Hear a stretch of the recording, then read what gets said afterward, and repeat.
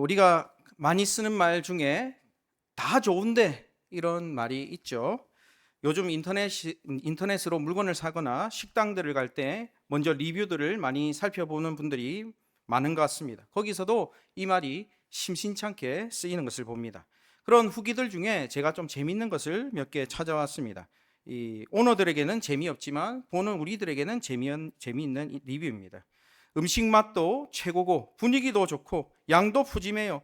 사장님도 너무 친절합니다. 그런데 저의 전 남자친구가 여기서 서빙을 해서 별 하나를 빼겠습니다. 또 어떤 분은 이런 리뷰를 남겼습니다. 야, 옷 디자인 너무 이쁘고 색깔도 화면이랑 완전 똑같아요. 배송도 총알 같았어요. 다만 거울에 비친 사람이 너무 안 어울려요. 마지막으로 펜션입니다. 경치도 너무 좋고 방도 깨끗하고 시설도 완벽합니다. 다만 같이 간 남편이 별로라 여행을 망쳤습니다. 여러분, 이런 후기들은 억지스러운 것이지만 이것 외에도 보통 별점을 짜게 주는 그런 후기들의 공통점이 있죠. 그게 뭡니까? 다른 것들이 다 좋았는데 뒤에 붙은 그 다만이라는 하나, 그 하나가 나를 불쾌하게 했고 나를 부족하게 했기 때문에 그 예외 조항 다만 하나 때문에 완벽한 별점이 무너지게 되는 것이죠. 그런데 여러분, 믿는 자의 이 신앙 여정에도 이 다만이라는 문제 때문에 그의 온전함이 망가지는 경우가 발생하기도 하는 것입니다.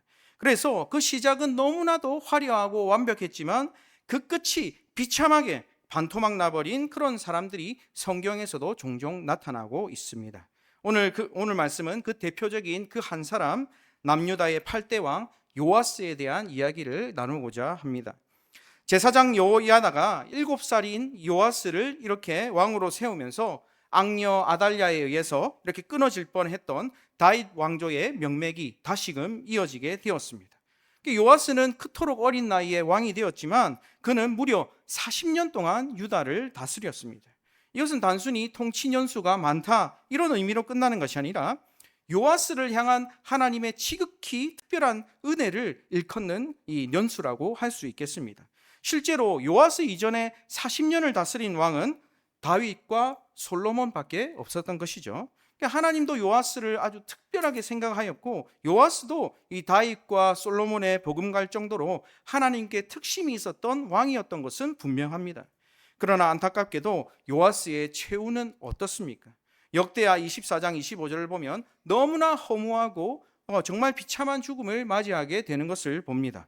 어떤 사건입니까? 아람과의 전투로 인해서 이 크게 부상을 당해 누워있는 요아스, 그 누워있는 요아스를 적들도 아닌 자기 신하들이 와서 누워있는 채로 쳐서 죽이게 되는 것이죠. 그리고 요아스는 왕들의 묘실에도 장사되지를 못했습니다.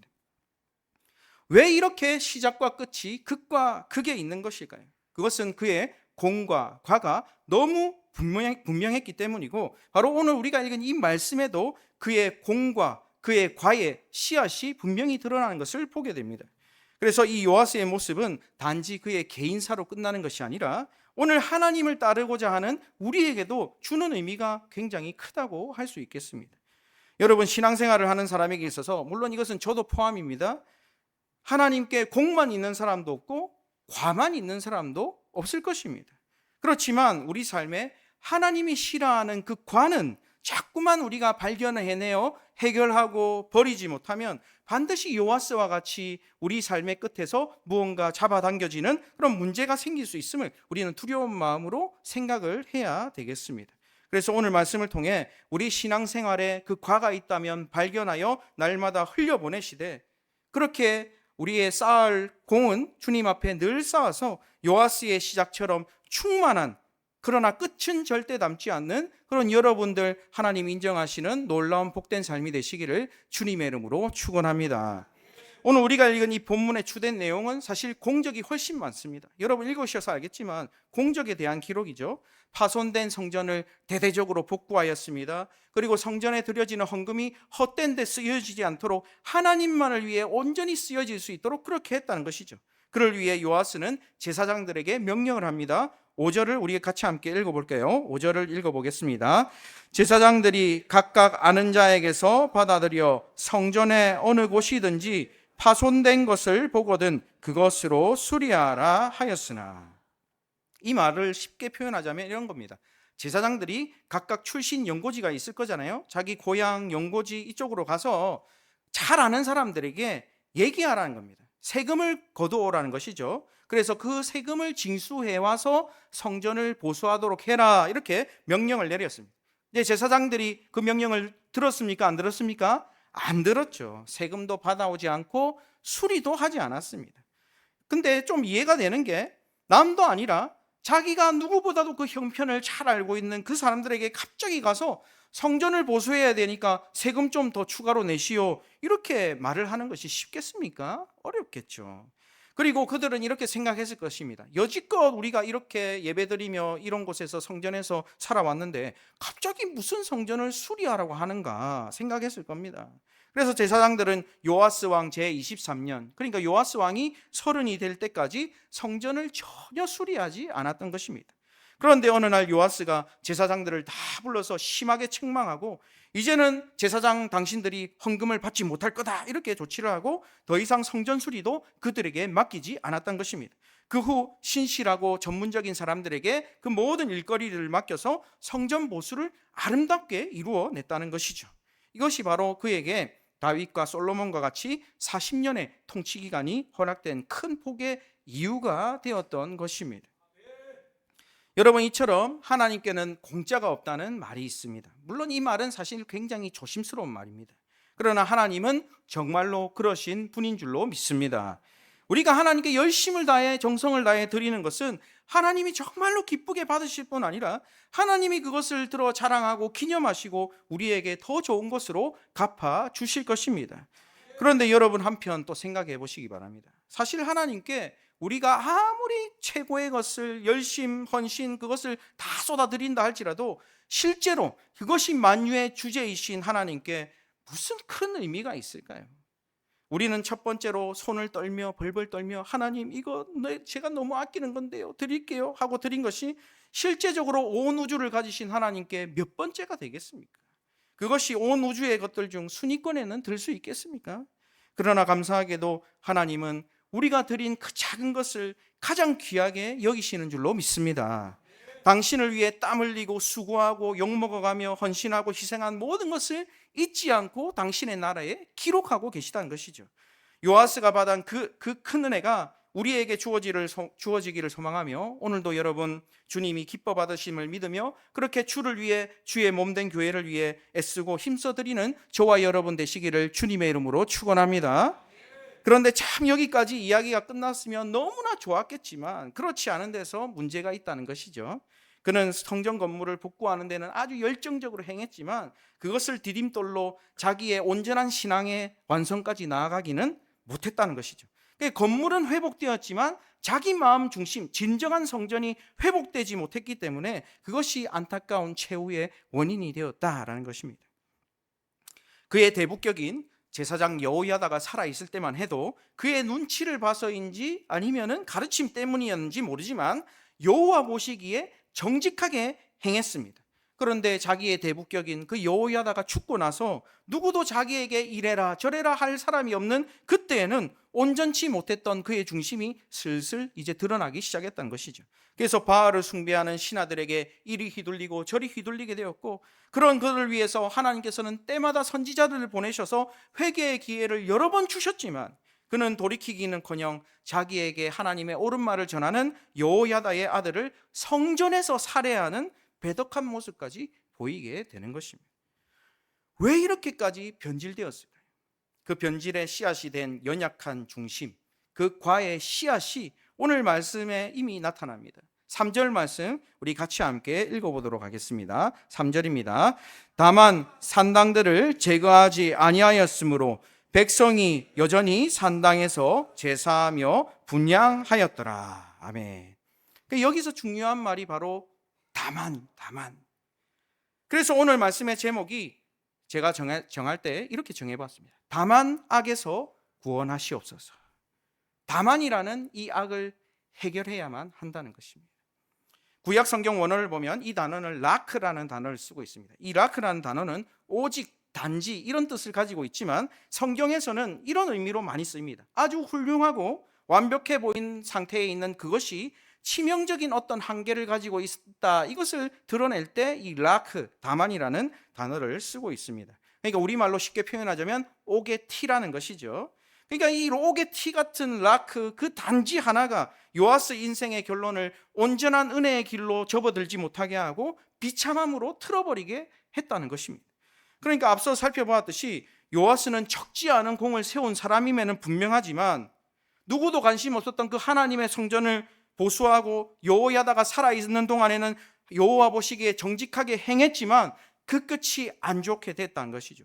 그런데 이 정직하게, 여호와 앞에서 정직하게 행했다는 이 말이 그냥 보통 무게의 말이 아닙니다. 히브리어로 야사르라는 이 단어인데, 이 단어는 굽어지지 않고 곧바른 길, 이런 뜻이 있습니다. 그러니까 여러분, 그 정결한 하나님의 기준에서 볼 때 하나도 굽어지지 않고 쭉 뻗은 대로와 같은 그 길이 여러분 쉽겠습니까? 근데 이 여호야다가 살아있을 때 요아스는 그런 삶을 살았다는 것입니다. 그러니까 그가 얼마나 신실한 삶을 살았다는 것입니까? 그런 그에게 그러나 옥에 티가 있었으니, 라크가 있었으니, 그것이 바로 그 다만이었다는 것이죠. 다 좋았는데, 모두가 완벽했는데, 다만 산당을 제거하지 않는 것이 그의 모든 것에 문제가 되었다라는 것입니다. 여러분, 사람들 눈에는 공이 너무나도 크기 때문에 이 관은 묻힐 수도 있겠지만 하나님의 시각은 다르다는 것입니다. 우리의 작은 공도 하나님은 기뻐하시지만 반대로 보자면 사람들이 넘길 만한 그 자그마한 과도 하나님은 반드시 기억하신다는 것입니다. 제가 사천에 있을 때 일이었습니다. 멀리서 온 친구와 만나기로 하고 사천에 있는 한 유명한 드립커피 전문점에 앉아서 커피를 마시고 있었습니다. 그런데 그 가게는 테이블이 3개밖에 없었고 굉장히 좁은 공간이었습니다. 근데 제가 앉은 옆 테이블에 3분이 앉아서 막 이야기를 하는데 얼마나 시끄럽든지 제가 들으려고 하지 않아도 제 귀에 막 들려오는 것입니다. 그 이야기가 뭐냐? 골드미스인 처제와 두 부부의 이야기였습니다. 보니까 골드미스인 처제를 위해서 형부가 자기 회사 지인을 이렇게 소개를 시켜줬는데, 그 소개팅을 마치고 난 뒤에 그 카페에서 모여서 이런저런 이야기를 하는 것 같았습니다. 형부가 입이 삐쭉 나온 처제에게 이렇게 얘기했습니다. 그 사람 직장도 알다시피 너무 좋지 않니? 그리고 동기들보다 승진도 굉장히 빠르고 성품도 온화하고 자상하고 집도 벌써 진주 혁신도시에 자가로 장만했고 뭐 등등, 제가 이 볼 때에도 너무 좋은 조건의 그런 사람이었습니다. 제가 여자였으면 시집 갔을 것 같습니다. 그런데 그 이야기를 듣고 있던 처제가 한숨을 확 쉬면서 이런 말을 하는 것입니다. 몇 년이 지났지만 아직도 저는 잊어버리지 않았습니다. 행부 다 좋은데 키가 너무 작아해. 아무 상관도 없는 제 눈가가 촉촉해지기 시작했어요. 갑자기 저희 아내가 너무 보고 싶어졌습니다. 여러분, 소개해준 이 형부 입장에서는 어땠습니까? 그 남자의 문제, 그 다만의 문제가 사실 아무것도 아니라는 것이죠. 다른 조건들이 월등히 좋았기 때문에, 자기 처제에 비해서. 그러나 정작 소개받고 결혼해야 될 이 처제 입장에서는 그 다만의 문제가 너무나도 컸다는 것입니다. 여러분, 하나님이 우리를 보시는 것도 그렇다고 저는 생각을 합니다. 우리가 볼 때 그 다만은 아무것도 아닌 것처럼 보이지만 하나님께는 그렇지 않을 문제일 수가 있다는 것이죠. 오늘 우리에게도 하나님이 보시는 그 다만의 문제가 하나씩은 다 있으실 겁니다. 물론 우리는 하나님 앞에 신실하게 이렇게 예배드리시고 또 헌신하고 헌금도 정성껏 그렇게 합니다. 그러나 동시에 우리 마음속에 그 과의 씨앗, 그 다만, 하나님이 너무너무 싫어하시는 그것들이 내 삶에 여전히 버리지 못한 채 남아있다는 것이죠. 습관화가 되어 있는 것입니다. 어떤 특정한 상황이 되면 나도 모르게 툭툭 튀어나와 하나님의 영광을 가리웁니다. 그런데도 고쳐지지 않고 포기하지를 못하는 것입니다. 그럼 어떻게 합니까? 하나님께 나와서 기도하긴 기도합니다. 뭐라고 기도합니까? 하나님, 저를 아시지요? 제가 이것만큼은 어떻게 하지 못해도 다른 것은 다 충성되게 열심히 하지 않습니까? 그러니 하나님, 이것만큼은 그냥 눈 감아주세요. 넘어가 주세요. 이것만큼은 어떻게 제가 못하겠습니다. 이것만큼은 제가 참지 못하겠습니다. 혹시 이런 나의 다만이 있지는 않습니까? 그런데 오늘 말씀은 그것을 반드시 버려야 된다고 말씀을 하고 있는 것입니다. 물론 하나님은 요아스가 정직하게 행한 것들을 칭찬하셨습니다. 그래서 은혜로 아까도 말씀드렸듯이 다윗과 솔로몬 외에는 유가 없는 그런 40년간 유다를 통치할 수 있는 그런 축복을 허락해 주셨던 것이죠. 하지만 산당을 제거하지 않은 그 부분에 있어서는 정확하게 지적을 하시고 그 대가를 치르게 하시듯 오늘 우리에게도 그렇게 하신다는 것입니다. 여러분, 그렇습니다. 오늘 말씀 가운데 성령 하나님께서 깨닫게 하시는 여러분의 그 다만을 더 이상 피하지 마시고 대면하게 되시기를 주님의 이름으로 축원합니다. 그리고 그것을 해결하기로 이제 결단을 해야 됩니다. 순종하지 못하도록 여러분의 발목을 잡고 있는 그 다만이 있습니까? 그 다만의 문제를 이제 놓아버려야 됩니다. 그리고 온전히 순종하기로 결단하셔야 됩니다.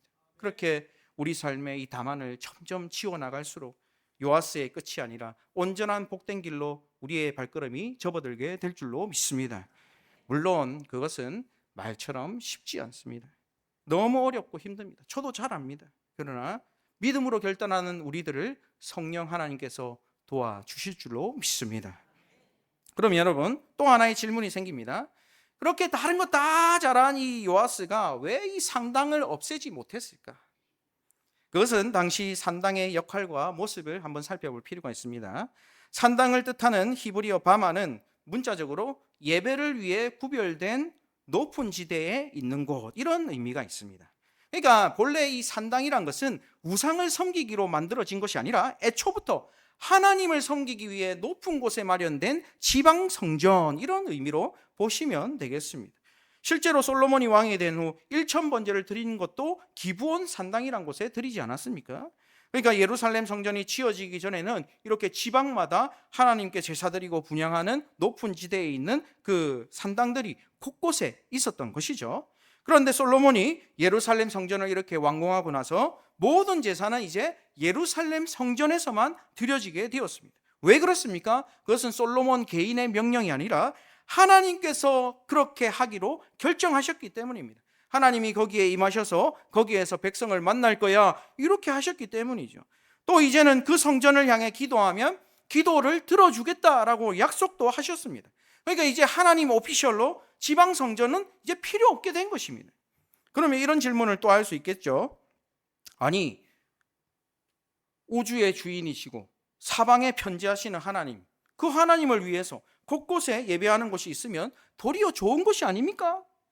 하나님은 예루살렘 성전에만 갇혀 있는 분이 아닌데, 만유의 하나님, 천지의 주인이신데 여기저기 하나님 예배하는 곳이 있는 것이 무엇이 문제가 되겠습니까? 사람 편에서는 합리적이죠. 그게 그렇게 생각할 수도 있습니다. 명분도 있고 합리적입니다. 하지만 기억하셔야 될 것은 하나님의 말씀은 곧 사건입니다. 하나님의 말씀은 말씀하신 그대로 되어져야만 되는 것입니다. 또 그렇게 하도록 애쓰는 것이 바로 순종이란 것이죠. 물론 사람 편에서는 이해가 안 될 수 있습니다. 도대체 왜 저렇게까지 해야 되나? 그러나 하나님께서는 당신의 분명한 뜻이 있다는 것입니다. 그리고 지나고 보면 그 뜻이야말로 가장 선하고 좋은 것임을 알게 됩니다. 여러분, 인간이 하나님 말씀을 그대로 순종하는 것은 오늘날 나의 선악과를 범하지 않는 것과 똑같은 일입니다. 여러분, 선악을 알게 하는 그 나무 실과를 먹지 않고 지키는 것이 하나님과 그 인간, 피조물 된 인간의 명확한 선을 지키는 것이듯이, 오늘 내가 하나님 말씀을 듣고 그대로 순종하는 것은 하나님을 하나님답게 여기고 우리가 어떤 존재인지 그 선악과를 따지 않고 선을 지키는 그 믿음의 근본이란 것을 우리가 잊지 않으셔야 되겠습니다. 그런데 그것이 깨어지기 시작했을 때 인간에게 어떤 일이 일어났습니까? 하나님께서 분명히 말씀하셨죠. 그것을 먹는 날에는 너희는 반드시 죽는다. 그러나 하와는 그 선을 넘어가자마자 뭐라고 얘기합니까? 죽을까 하노라. 죽을 수도 있고 안 죽을 수도 있지. 이게 뭡니까? 오늘날 우리에게 적용하자면 이런 겁니다. 하나님 말씀대로 그대로 사는 것 쉽지 않아, 어려워. 요즘 세상에 그렇게 사는 사람이 어디 있어? 이건 도무지 요즘 상식으로 이해가 하지 않는 일인데, 아무도 이렇게 살지 않는데 우리가 조금 합리적으로 살아야 되겠다. 다른 사람들은 다 그렇게 살아도 내 형편으로는 안 된다며 자기 마음대로 말씀을 재단하고 해석하고 불순종의 길로 나아가는 것. 그러면서 기도하는 것입니다.